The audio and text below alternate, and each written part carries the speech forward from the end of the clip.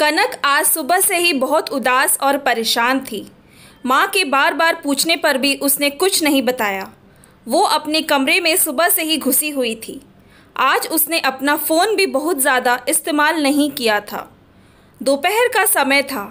घर में लंच की तैयारी चल रही थी। सुशीला खाना टेबल पर लगा ही रही थी कि उसके घर की डोरबेल बजती है। प्रेम, ज़रा देखना कौन है दरवाजे पर। मेरे हाथ में खाना है, सुशीला ने अपने बेटे से कहा। रुक प्रेम, मैं देखता हूँ, कहते हुए राकेश दरवाजे की ओर बढ़े। अरे प्रेमा जी, आप आइए आइए, अंदर आइए। मुस्कुराते हुए राकेश ने हाथ जोड़े और झुककर प्रेमा को अंदर आने को कहा ही था कि उसके पीछे सुशीला आ चुकी थी। अरे प्रेमा बहन, आप सब ठीक तो है? आइए, आप बिल्कुल सही टाइम पर आई हैं। बस खाना लगा ही रही थी डाइनिंग टेबल पर, सुशीला ने प्यारी सी स्माइल देते हुए कहा। हाँ, वो सब तो ठीक है सुशीला, मैं यहाँ कोई खाना खाने थोड़ी ना आई हूँ। अंदर आते हुए प्रेमा ने थोड़ा सा जोश दिखाते हुए कहा। क्या हुआ बहन जी, आप तो नाराज़ हो रही हैं, कोई बात हुई क्या? राकेश जी ने प्रश्न सूचक निगाहों से देखते हुए प्रेमा से पूछा। प्रेमा ने उनके प्रश्नों का उत्तर न देते हुए कहा, कनक कहाँ है? जी वो अपने कमरे में है, अभी बुलाए देती हूँ। पर क्या उसने कुछ किया है? सुशीला ने फिर से वही प्रश्न किया। कनक का जिक्र चल ही रहा था तब तक वो भी अपने कमरे से निकलकर बाहर डाइनिंग हॉल में आ जाती है। नमस्ते आंटी जी, कनक ने अपने सर पर चुन्नी करते हुए प्रेमा को विश किया। नमस्ते तो ठीक है कनक, पर ये बताओ तुम कल से सूरज से बात क्यों नहीं कर रही हो और अपना फ़ोन क्यों बंद करके बैठी हो? प्रेमा ने कड़क तेवर में कहा। अब घर के सारे सदस्य सहित प्रेमा भी कनक को ही देख रहे थे। देखो, सूरज बहुत ही इमोशनल और हठीले स्वभाव का लड़का है। अगर तुम दोनों के बीच कुछ हुआ है तो तुम दोनों अपनी ओर से सॉरी बोल के रफा दफा कर दो। मैंने तुम दोनों की सगाई के बाद शादी में 4 हफ्तों का टाइम इसलिए रखा है ताकि तुम दोनों आपस में बातें कर सको, एक दूसरे को जान सको, इसलिए नहीं कि रोज़ रोज़ मुँह फुला के गुस्सा करके बैठ जाओ। कनक, क्या हुआ है? और प्रेमा आंटी सही तो कह रही हैं। अरे छोटे मोटे झगड़े तो अक्सर होते ही रहते हैं कपल्स में। अब हमें ही देख लो, शादी के इतने दिनों बाद भी तेरी माँ मेरे से रोज़ झगड़ा कर ही लेती है, फिर भी मुझे सॉरी बोल मामला रफा दफा करना ही पड़ता है। राकेश ने कनक से जॉली अंदाज में स्माइल के साथ कहा। आप तो रहने ही दो, बच्चों को ऐसे टाइम पर भी यही एग्जाम्पल देना। बेटा कनक, अगर कुछ है तो हमें बताओ। कल को आपकी शादी सूरज से ही होनी है, इतना अच्छा लड़का हमें फिर नहीं मिलेगा।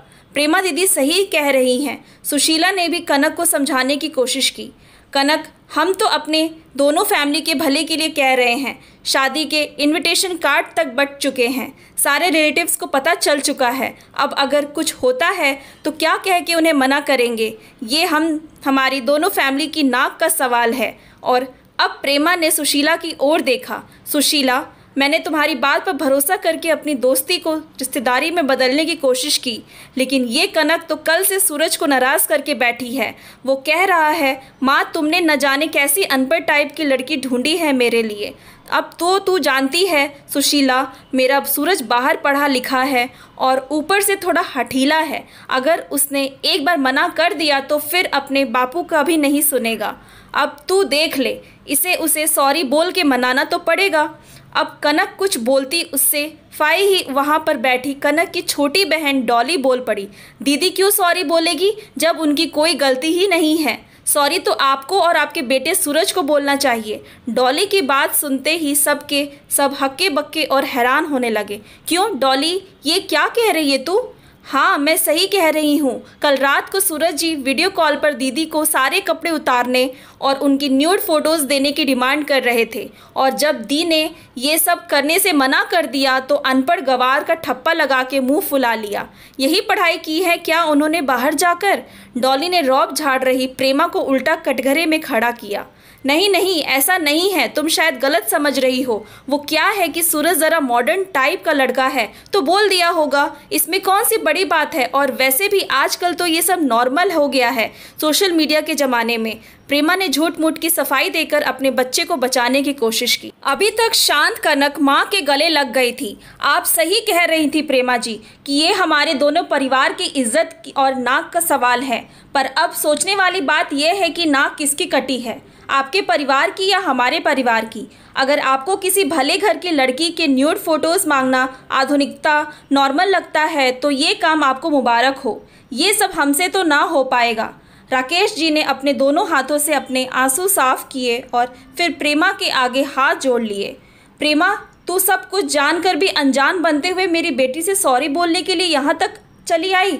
पर कोई बात नहीं, मैं तेरे घर पर तेरे बेटे की इस हरकत पर यह भी कहने नहीं आऊँगी कि तेरा बेटा मेरी बेटी के आगे सॉरी बोले, क्योंकि इतनी संकीर्ण सोच रखने वाले इंसान को अब मैं दोबारा देखना भी पसंद नहीं करूँगी।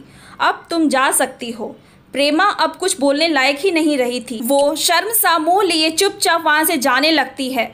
राकेश और सुशीला अपनी बेटी को अब गर्व से सीने से लगाते हुए कहते हैं, ऐसा पढ़ा लिखा होने से अनपढ़ गंवार होना ही लाख गुना अच्छा है। Thanks for watching. Please like and subscribe my channel.